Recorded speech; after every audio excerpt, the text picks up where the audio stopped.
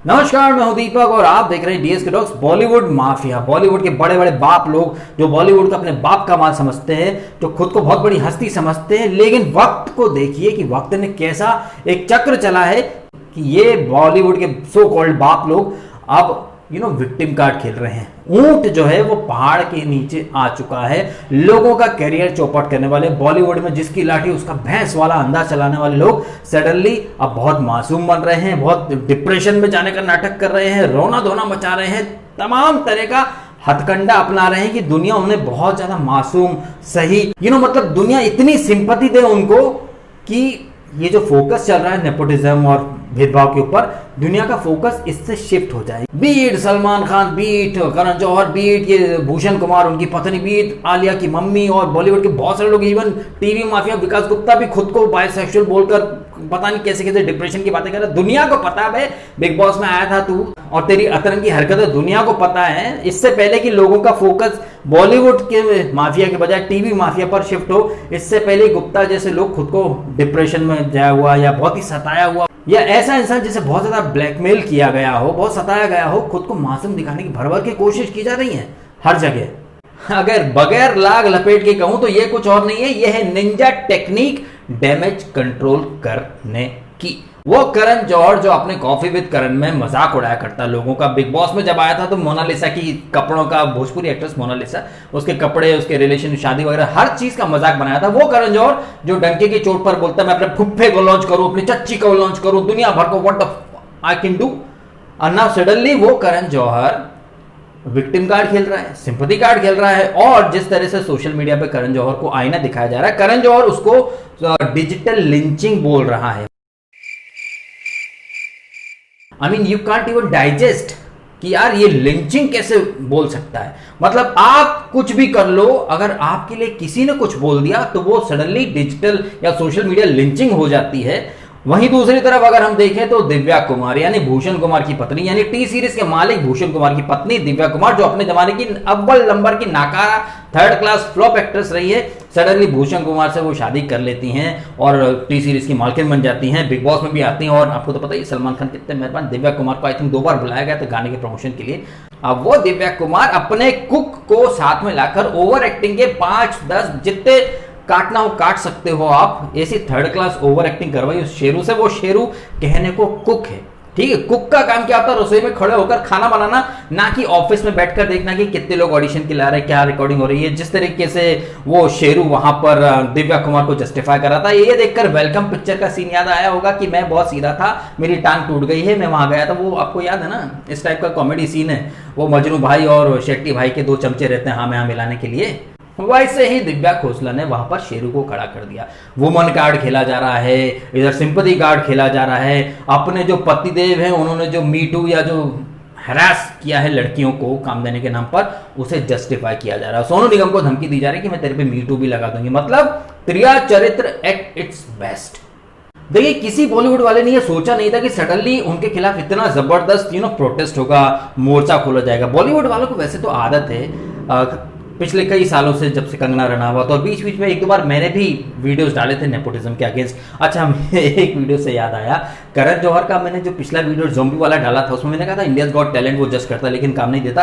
करण जौहर ने star plus के लिए एक और टैलेंट हंट टाइप का शो किया था, इंडियाज नेक्स्ट सुपरस्टार। वो शो जब आया था ना, वो शो जब लॉन्च हुआ था, उसके पहले ही मैंने उसका प्रीव्यू करके बता दिया था कि इस शो से करण जौहर किसी को स्टार नहीं बनाएगा, क्योंकि उसके लिए स्टार तो फिल्मी खानदान में पैदा होते हैं। उस समय कई लोगों ने मुझे पागल, सनकी और पता नहीं नफरत फैलाने वाला बहुत बोला था। आप अगर चाहें ना तो 2018 का मेरा वीडियो देखिए, वो जो कि आपको आई बटन में मिल जाएगा, कि मेरा क्या नजरिया था करण जौहर के प्रति। आज हो सकता है बहुत सारे लोग बोले कि डीएस के भेड़ चाल में चला, लेकिन देखिए, कहने वालों को तो जो कहना वो कहेंगे, लेकिन मैं ये नेपोटिज्म, फेवरेटिज्म के अगेंस्ट पिछले 2-3 साल से खड़ा हूं। मुझे कभी कोई इतना सपोर्ट नहीं मिला, लेकिन चैनल के तलवे चाटने वाले या फिर सेलिब्रिटीज के तलवे चाटने वाले रातों रात लाखों सब्सक्राइबर तक पहुंच जाते। मुझे तो कई चैनल के फेवरेट जो चुगलियंस या दूसरे जो कंटेस्टेंट, उनके फैंस आज भी मेरा मजाक उड़ाते हैं कि तेरे सब्सक्राइबर नहीं बढ़ते। ह्यूमिलिएशन मुझे भी बहुत मिलता है, लेकिन मैं डट के खड़ा रहता हूँ। I don't give a dam. मुझे पता है मैं कहाँ हूँ, क्या हूँ, मैंने कब किस चीज़ का स्टैंड लिया, और जब जब जो बोला वो आपके सामने सब कुछ आ रहा है। तो ये जो करण जौहर या दिव्या खोसला ये जो कर रहे हैं ना, ये कुछ और नहीं है, ये सिर्फ डैमेज कंट्रोल है। इस डैमेज कंट्रोल में आलिया भट्ट वर्ल्ड की इंटेलिजेंट, आर्य भट्ट के बाद, आइंस्टीन के बाद आई थिंक आलिया भट्ट ही है जिसमें बहुत ज्यादा दिमाग है। आलिया भट्ट को जस्टिफाई कर रही है, नेपोटिज्म को जस्टिफाई कर रही है आलिया भट्ट की मम्मी। वहीं सलमान खान भी एक अच्छा सा ट्वीट कर देते हैं कि सुशांत के जाने के गम में बहुत सारे फैंस हैं, तो प्लीज उनके दिए गए श्राप को, बुरी बातों को दिल पे मत लो, बीइंग ह्यूमन बन जाओ।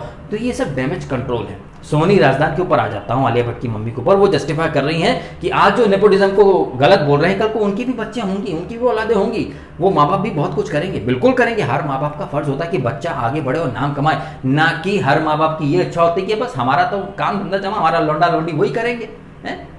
सोनी राजदान, आपसे मैं एक सवाल पूछना चाहूंगा, आलिया भट्ट आपकी और महेश भट्ट की लड़की है या वो करण जौहर की लड़की है? आपने कहा कि हर माँ बाप का सपना होता है कि उसकी औलाद सेट हो जाए, या अपनी औलाद के लिए माँ बाप बहुत कुछ प्लान करते हैं। तो क्या आपने बहुत साल पहले ही प्लान कर लिया था कि करण जौहर ही लॉन्च करेगा? क्योंकि आलिया भट्ट की जितनी मूवीज हैं 90% उसकी मूवीज सिर्फ धर्मा प्रोडक्शन की हैं। और यही नहीं, वो आलिया भट्ट जैसे बीजेपी का फुल फॉर्म नहीं पता होता, कॉफी विद करण में आके परिणीति चोपड़ा के साथ उससे पूछा गया था कि फुल फॉर्म क्या है बीजेपी का, तो हंस दी, उसे नहीं आया। उसी आलिया भट्ट से जब पूछा गया कि भारत के राष्ट्रपति कौन है, तो उसने पृथ्वीराज चौहान का नाम दिया था। वही आलिया भट्ट जो 10वीं फेल है, लेकिन करण जौहर उसे वर्ल्ड इकोनॉमिक फोरम में बिठा लेते हैं जाकर। Can you imagine? जैसे ये नहीं पता भारत का राष्ट्रपति कौन है, जैसे बीजेपी का फुल फॉर्म नहीं पता, वो वर्ल्ड इकोनॉमिक फोरम में क्या बोलेगी जाके?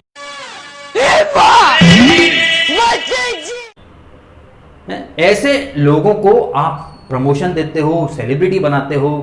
महेश भट्ट और सोनी राजदान की बेटी हैं आलिया भट्ट, तो टेक्निकली महेश भट्ट और सोनी राजदान जो कि ऑलरेडी फिल्में बनाते हैं, हाँ उनकी फिल्मों में हीरोइनों को नंगा पुंगा दिखाया जाता है, एकदम third class characterless erotica type की फिल्में बनाते हैं वो लोग, तो अपनी बेटी को उस फिल्म में कैसे लेते हैं? वो दूसरों की लड़कियों को एक ऐसी इमेज चिपका देते हैं कि लोग उन्हें उसी टाइप के कैरेक्टर में देखना पसंद करते हैं। तो मेरा सवाल तो सीधा, सोनी जी जब आपका खुद का प्रोडक्शन हाउस है तो आपने आलिया को करण जौहर से क्यों लॉन्च करवाया? खुद ही लॉन्च कर लेते ना। नहीं, आप नहीं करोगे, आप दूसरी लड़कियों को एक सेक्स सिंबल की इमेज बना के दोगे, खुद की लड़की को संस्कारी इमेज देने के लिए धर्मा प्रोडक्शन में आपने भेज दिया, तो फिर ये तो दोगलापन हुआ ना। जब आप खुद कहती हो कि हर माँ बाप सोचता है, तो फिर आपका तो प्रोडक्शन हाउस था, लॉन्च कर लेते ना आप। और हर माँ बाप ये चाहता है कि उसके बच्चा या बच्ची आगे चल के नाम कमाए। इसका मतलब ये नहीं कि वो माँ बाप किसी और को दबाएं। अगर एक बनिया का बेटा बनिया बनेगा तो वो बनिया ये नहीं चाहेगा कि मेरे आसपास कोई और दुकानें ना खुले। एक हेल्दी कंपटीशन हर कोई रखता है। और ये जो म्यूजिक माफिया के ऊपर सोनू निगम ने बोला है, वो डंके की चोट पर सही बात बोली है भाई, ये हम देख सकते हैं। ये जैसे मैंने अभी पिछले वीडियो में कहा था, Karan Johar is a cunning businessman, उगते सूरज को सलाम करता है। कार्तिक आर्यन को कभी मौका नहीं दिया, आयुष्मान को मौका नहीं दिया, लेकिन अब चूंकि ये लोग सक्सेसफुल हो रहे हैं, पब्लिक इन्हें पसंद कर रही है, they are self made people, तो करण जौहर उन्हें अपनी फिल्मों में लेगा, कॉन्ट्रैक्ट में बांध लेगा और फिर कैरियर डिस्ट्रॉय कर देगा। सेम यहाँ म्यूजिक इंडस्ट्री में भी होता है। अगर आप देखें, एक दौर था जब कुमार शानू, उदित नारायण या सोनू निगम जैसे सिंगर हुआ करते थे। सडनली म्यूजिक इंडस्ट्री में आप देखें तो आजकल पंजाबी गानों की भरमार है, या फिर जो 10 साल 20 साल 30 साल पुराने सुपर हिट गाने हैं उनको डिस्ट्रॉय किया जा रहा है टी सीरीज के थ्रू। पंजाबी सिंगर्स को भूषण कुमार ऐसे काम नहीं देते। अभी जो ABCD कौन सी आई थी, 3 आई थी ना, उसमें इलीगल वेपन, पंजाब के सिंगर्स अपने बूते गाना बनाते हैं, रिकॉर्ड करते हैं, वो गाने जब हिट हो जाते हैं तो भूषण कुमार टी सीरीज उन गानों के राइट्स खरीद लेते हैं और फिर अपने मन माफिक तरीके से यूज करते हैं। ये अगर लॉबीगिरी नहीं है, माफियागिरी नहीं है, तो और क्या है? अगर आप वाकई में नए टैलेंट को प्रमोट करना चाहते तो उनको उनका फर्स्ट सॉन्ग रिलीज करने देते ना, लेकिन नहीं, वो बंदे पंजाब में रिलीज करते हैं, फेमस होते हैं, तब जाके आप उनके गानों को हथिया लेते हो। आज की डेट में तो ये चल रहा है कि एक पिक्चर में एक ही गाना 4-4 सिंगर से गवाया जाता है। और जैसा कि सोनू निगम ने बोला भी कि अगर सलमान खान अगर गाते हैं तो उन्हें 35 करोड़ मिलते हैं, लेकिन सिंगर्स को कम मिलता। तो ये तो भाई है ही ना, तो ये तो दादागिरी, जिसकी लाठी उसकी भैंस। Salman Khan is not a singer. हाँ, वो अपने चैनल पर वीडियो डाल डाल के खुद को प्रूव कर रहे हैं कि वो सब कुछ हो सकते हैं। कभी कभी तो सलमान को भी लगता है अपन भगवान है, ही कैन वो पेंटिंग कर सकते हैं, वो डोनेशन कर सकते हैं, वो एक्टिंग कर सकते हैं, वो गाड़ी फुटपाथ पे चला सकते हैं, बगैर ड्राइवर की कार अपने आप हवा में चल सकती है, हिरण भी सुसाइड कर सकता है। तो सलमान खान तो गाना गा ही सकते हैं ना, है? सोनाक्षी सिन्हा गा सकती है, आलिया भट्ट गा सकती है, और कौन थी, परिणीति चोपड़ा, सब गा सकते हैं। तो सिंगर्स क्या करें, नौकरी छोड़ दें?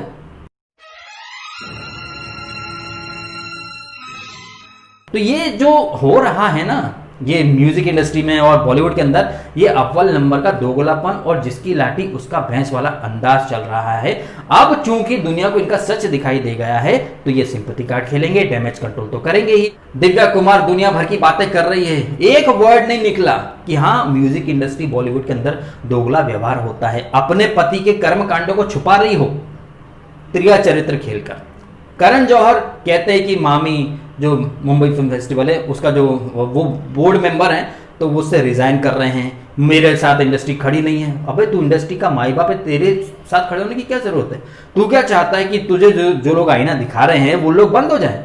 लोग ये जो हम जैसे लोग हैं या जनता वो तेरे टुकड़ों पर नहीं पलती है, ठीक है? जो तेरे खिलाफ नहीं बोलेंगे, तेरे गलत को भी जस्टिफाई करेंगे। ये तो तुम ही लोग करते हो थर्ड क्लास पिक्चरों को, wow what fantastic story telling, my God, दुनिया भर की बकवास तुम्हारे तलवे चाटने वाले लोग करते हैं ताकि उन्हें तुम्हारी पिक्चरों में काम मिल जाए। धड़क जैसी फ्लॉप पिक्चर, कलंक जैसी डिजास्टर को तुम लोग 4, 4.5, 3 स्टार दिलवाते हो अपने बिस्किट फेंक कर वो भाड़े के रिव्यू करने वाले क्रिटिक्स से कि वाह वाह वाह करके, जबकि सबको पता है कितनी थर्ड क्लास और too cheap potty student of the year, 42 potty थी वो। तो जनता जनार्दन, ये चाहे दिव्या खोसला कुमार हो, उनका कुक शेरू हो, करण जौहर हो, अभी सोनी राजदान, ऐसे बहुत सारे लोग आएंगे जो ये डैमेज कंट्रोल वाली निंजा टेक्निक आपके साथ खेलेंगे। लेकिन आपको एकदम अड़े रहना है। ऐसा नहीं होना चाहिए कि बस आज बात कर ली, 4 दिन बाद कोई मूवी लगी जाके देखा है। अभी हम जैसे कि आपको रिसेंट एग्जाम्पल बताता हूँ, हम चाइना बॉर्डर पर चल रही कश्मकश, चाइना की एप्स उनके सामान का बॉयकॉट करने का चल रहा है, लेकिन ऐसे माहौल में भी Redmi Pro 9 उसकी ऑनलाइन सेल होती है, आधे घंटे में सारा स्टॉक बिक जाता है।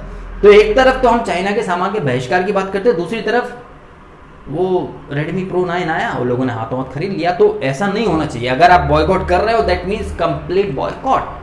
ये लोग खूब रोना धोना कर लेंगे, डिफेंड कर लेंगे, ब्लेम गेम खेल लेंगे, लेकिन एक बार भी नहीं बोलेंगे कि हाँ इंडस्ट्री के अंदर दोगला व्यवहार होता है। बाहर से आए हुए लोगों को बहुत स्ट्रगल कराया जाता है, उन्हें रिजेक्शन पर रिजेक्शन दिए जाते हैं, जबकि जो अपनी लॉबी वाले जो लोग हैं उनको घर बैठे बैठाए काम मिलता है। उन्हें उनकी फिल्में नहीं आई उसके पहले उनको करोड़ों की डील साइन हो जाती है। ब्रांड्स लाइक मेबलिन, लैक्मे वगैरह, गार्नियर वगैरह, इनके वो ब्रांड एम्बेसडर बन जाते हैं बगैर कोई फिल्म करे, जस्ट अपने माँ बाप के नाम पर।